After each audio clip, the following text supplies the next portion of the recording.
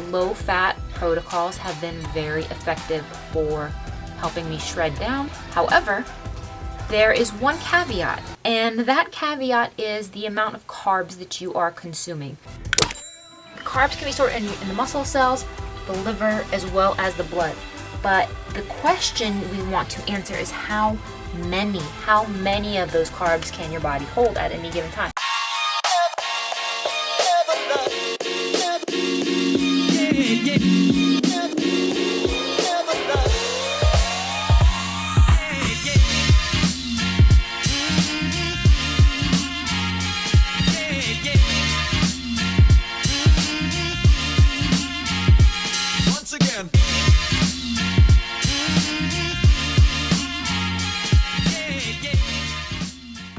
Hey, what's up YouTube? It's Christine with Gauge Girl Training, an online meal planning and coaching service. I'm a food scientist and chemical engineer by training, and in today's video, I'm going to be talking about low-fat versus high-fat macronutrient protocols. So let's get started. So in this video, I want to talk about a low-fat meal plan as opposed to a high-fat meal plan. So there has been a lot of interest in higher fat meal plans as a result of the keto diet, as a result of paleo lifestyles, as a result of lots of things happening out there. There's so much content on the internet, and I want to break down for you guys two crucial facts that a lot of people are missing, and it provides some context to this low-fat, high-fat debate. So I first want to talk about low-fat diets.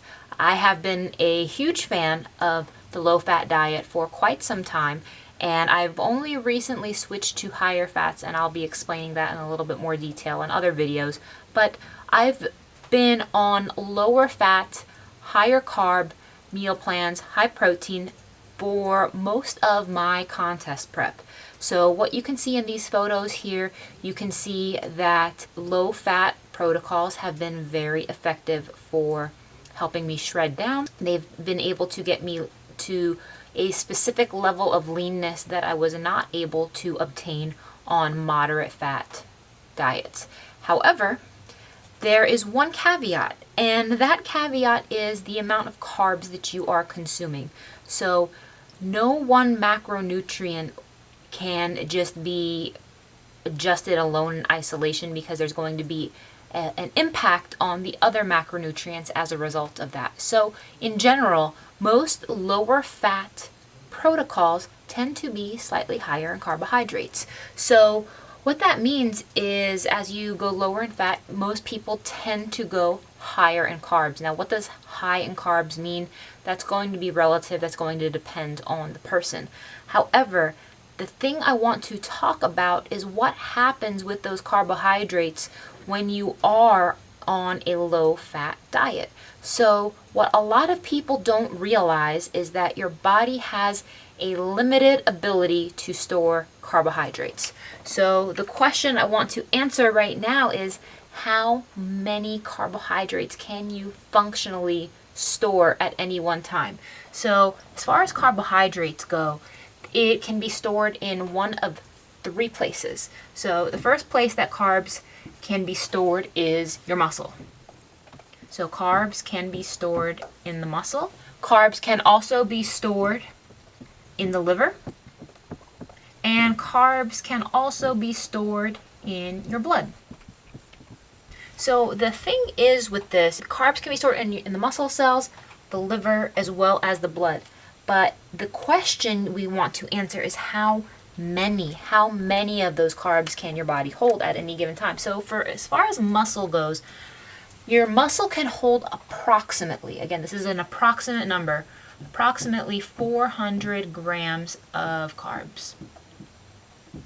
Now, your liver can hold approximately 100 grams of carbs. This is a max.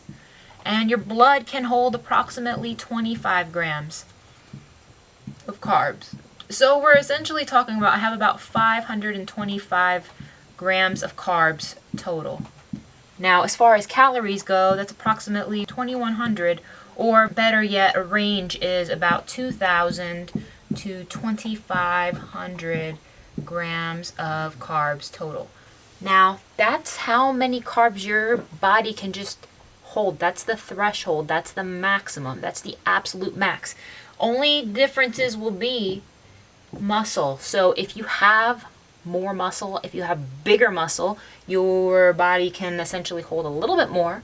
However, like, it's not going to make a huge difference. So the thing is, guys, if you're on a low fat protocol and you're eating higher carbs, that's okay, because those carbs can be used for energy in the muscle. The glycogen can be converted to ATP, and you can have energy for training, for athletic things, all this and that. But the problem is, if you exceed this, if you exceed this level of carbohydrates, doesn't matter how low fat you are, all of those excess carbs are going to be stored as body fat, because there's nowhere else for them to go. Your body cannot hold any more carbohydrates than that. However, your body has an unlimited ability to store body fat. So you need to keep that in mind when you are comparing low fat versus high fat, because if you're going to go low fat, you will be slightly higher carb. It's okay to be high carb. You know why it's okay to be high carb?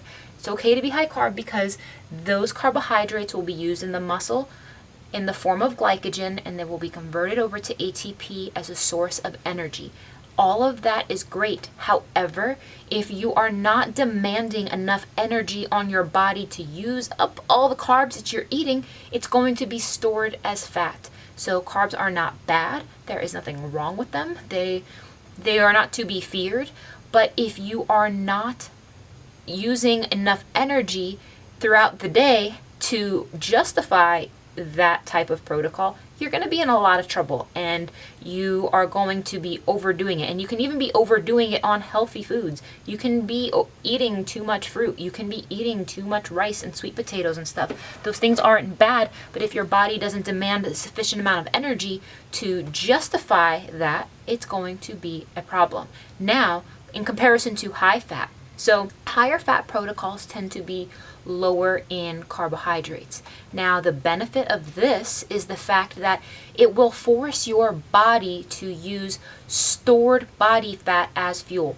Once you get to the point where your body is depleted of glycogen, so once you are depleted of all of the glycogen in your muscle, you're depleted of all those carbs, you're depleted of all of that in your liver, your body will be able to rely on stored body fat for fuel, and it can give you a sustained energy increase. The problem is, high fat diets are not bad, but you cannot go high fat and high carb at the same time. If you do high fat and high carb at the same time, that's a recipe for disaster. You kind of need to pick which one or the other, and make sure that you are maximizing your energy requirements to justify the level of food you are eating.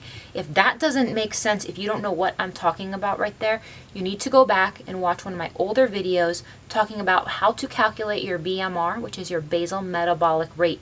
That number is so crucial to understand, you guys. You need to understand your BMR. Your BMR tells you how many calories your body needs to sustain bodily function at rest.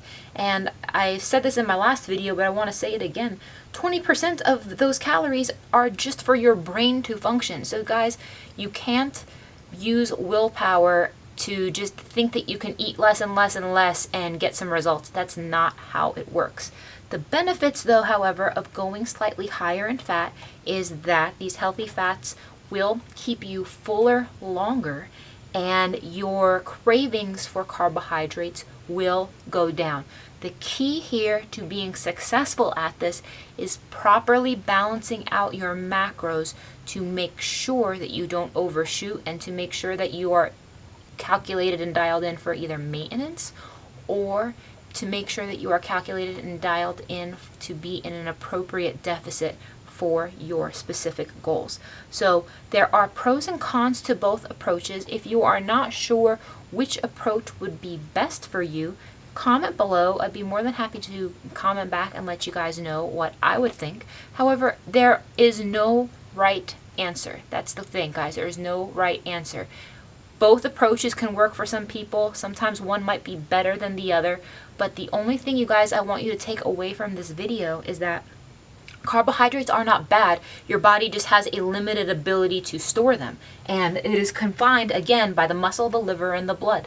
Outside of that, if you go above and beyond that, you're going to be in trouble because there's nowhere else for it to go. It's going to be stored as fat. But once you start relying on fat for fuel, all of any excess body fat that you are holding, that can continuously be used as a fuel source, which allows stored body fat to be moved out of the body more readily. So thank you for watching this video. Please comment any questions you have below, and I'll see you in the next one.